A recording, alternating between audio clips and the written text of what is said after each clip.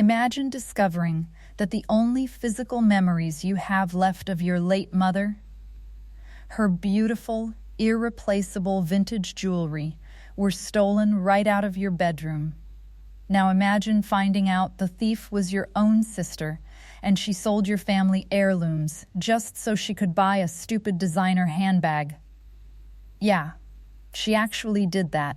But what she didn't realize was that I keep meticulous receipts. And when I took her to court, the judge didn't just make her pay. He literally ordered her to hand over the keys to her precious sports car. If you've ever lost someone you love, you know that the little things they leave behind aren't just objects. They are pieces of their soul.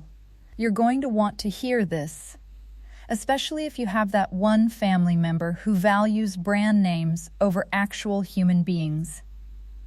Let's back up to about 2 years ago. My mom passed away after a long battle with illness. I was the one who took care of her. So in her will, she left me her prized possession, a solid mahogany jewelry box filled with vintage custom-made pieces from the 1950s and 60s. We're talking emerald rings, a diamond tennis bracelet, real heavy gold chains. Stuff you literally cannot buy anymore. My younger sister Chloe got a very generous cash inheritance. Chloe is, well, let's just say Chloe measures her self-worth by the logos on her clothing. She burns through cash like it's firewood. She blew her inheritance in under 6 months on luxury vacations and VIP bottle service. I kept the jewelry box locked in my bedroom. I only wore the pieces on special occasions, but one weekend I made the mistake of letting Chloe house sit for me while I went to a work conference. When I got back, my house looked completely fine. But a few days later, I was getting ready for a friend's wedding and went to get my mom's emerald earrings. The mahogany box was sitting right there on my dresser. But when I opened it, my stomach dropped straight into my shoes. It was completely empty. Every single ring, necklace, and bracelet was gone. I tore my room apart, hyperventilating. I thought I'd been robbed. But there were no broken windows. The TV was still there. My laptop was sitting right on the desk. Robbers don't politely lock the front door and only take one specific box of jewelry. I called Chloe. She answered the phone, sounding way too cheerful. I asked her point blank if she knew what happened to Mom's jewelry. There was this pause, and then she actually let out a little laugh. "Oh, that old stuff?" she said. "Yeah, I took it to a vintage dealer downtown. You were never wearing it anyway, and I really needed the money for something important.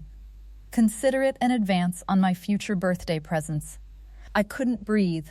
"You sold Mom's jewelry? Who did you sell it to?" "Chloe, I need it back right now." She sighed, like I was being a dramatic toddler. "You can't get it back. The guy already melted down the gold and sold the stones. But look on the bright side. I finally got the limited edition Chanel flat bag I've been wanting. I'll send you a picture. It's gorgeous." She sold my dead mother's memories for a purse. But she was about to learn a very hard lesson about how the real world actually works. I hung up the phone. I didn't cry. I think my brain just completely bypassed sadness and went straight to a level of cold, calculated rage that I didn't even know I possessed.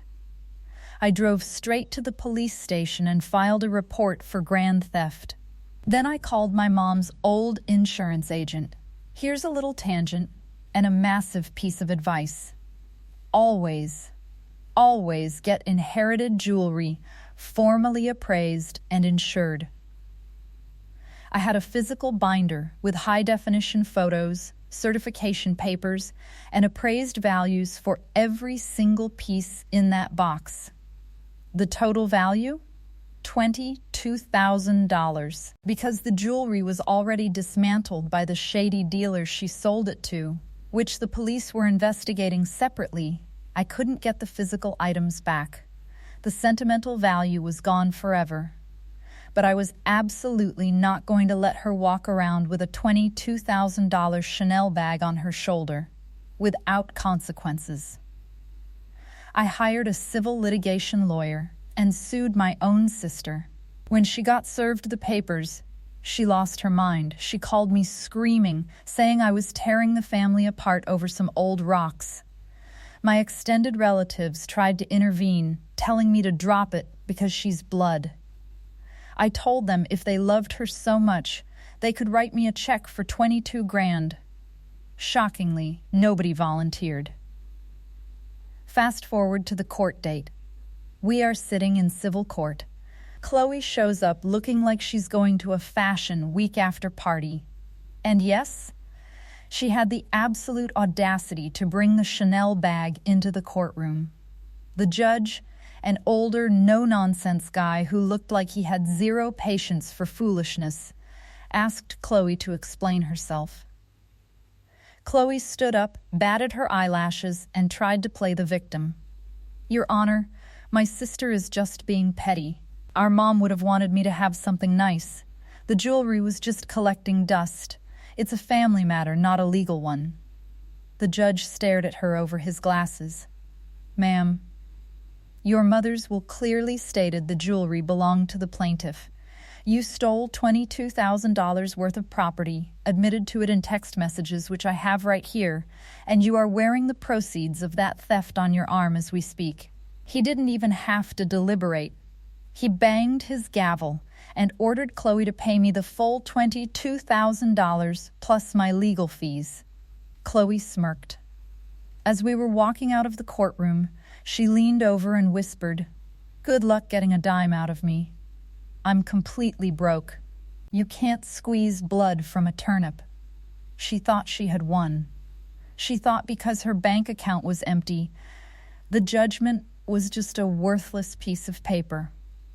But Chloe clearly never paid attention in her high school civics class, because she forgot about one massive, glaring asset she had sitting right in the parking lot. See, when you win a civil judgment and the person refuses to pay, you don't just give up.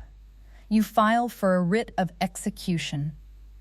This is a magical little legal document that allows the sheriff's department to seize the debtor's physical assets to satisfy the debt. Chloe didn't own a house. But what did she buy with her original cash inheritance before she blew the rest of it?